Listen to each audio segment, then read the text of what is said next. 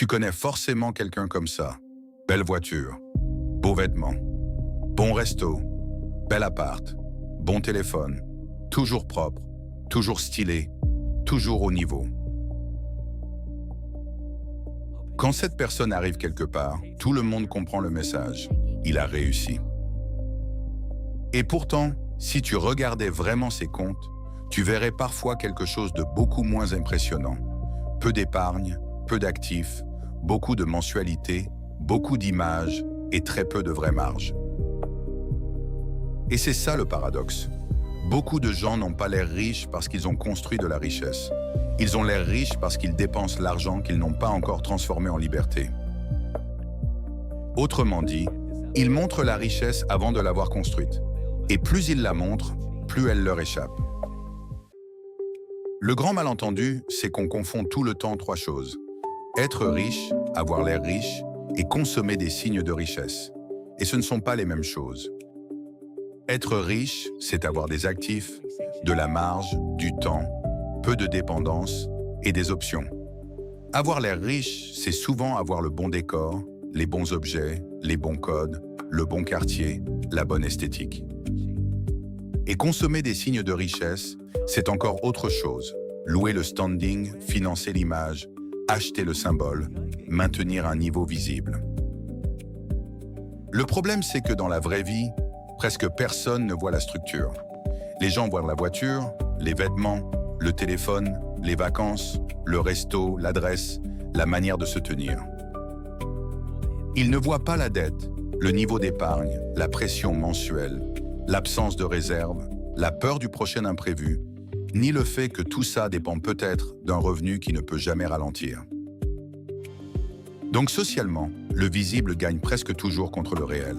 Et c'est exactement pour ça que tant de gens construisent d'abord l'image, puis essaient plus tard de construire la structure. Parce que l'apparence parle immédiatement.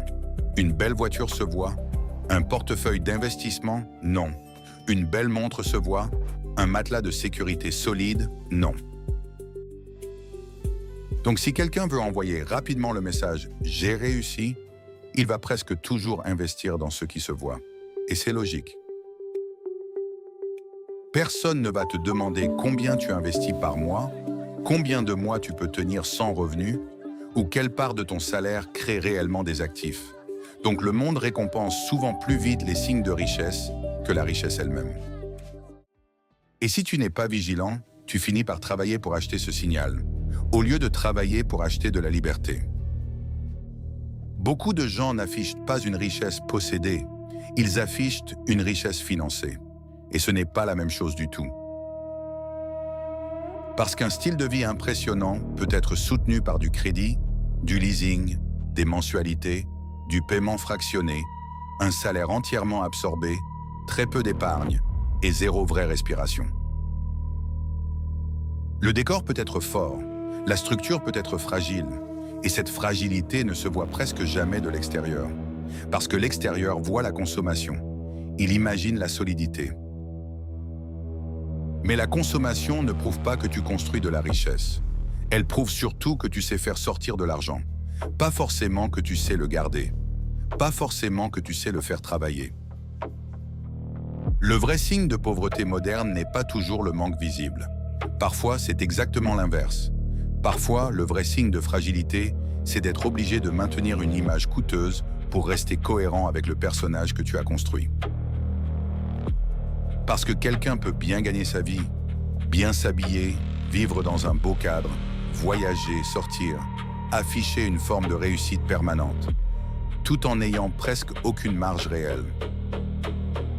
Tu n'es pas vraiment libre si ta vie s'effondre dès que ton revenu baisse, si tu ne peux pas absorber une mauvaise période, si tu ne peux pas ralentir, si tu ne peux pas dire non.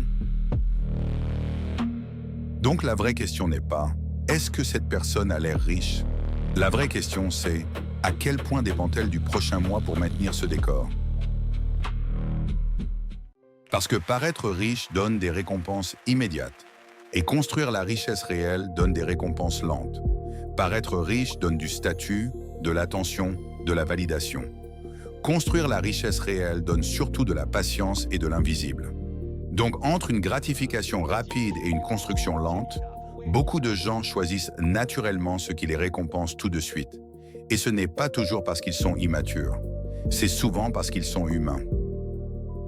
Mais aussi parce qu'ils essaient d'acheter quelque chose de plus profond que l'objet lui-même. Ne plus avoir l'air petit, ne plus se sentir en retard, ne plus ressembler à leur ancienne vie. Donc ils n'achètent pas seulement une voiture, des vêtements ou un logement. Ils achètent parfois de la légitimité, une revanche, une nouvelle identité visible. Le problème, c'est que cette identité coûte souvent beaucoup plus qu'elle ne rapporte. Quand quelqu'un dépense beaucoup pour avoir l'air riche, il n'achète pas seulement quelque chose, il renonce aussi à autre chose. Chaque euro mis dans l'apparence n'est pas mis dans le patrimoine, la réserve, les actifs, le temps futur, l'optionnalité. Donc quelqu'un peut avoir une belle voiture, une belle garde-robe, un bel appart, de beaux week-ends, mais aucune vraie avance sur la vie. Il montre aujourd'hui ce qu'il aurait dû parfois laisser travailler pour demain.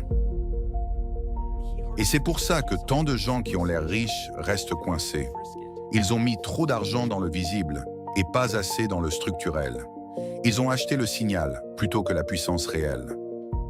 Beaucoup de gens réellement en train de construire de la richesse ont l'air beaucoup plus ordinaires.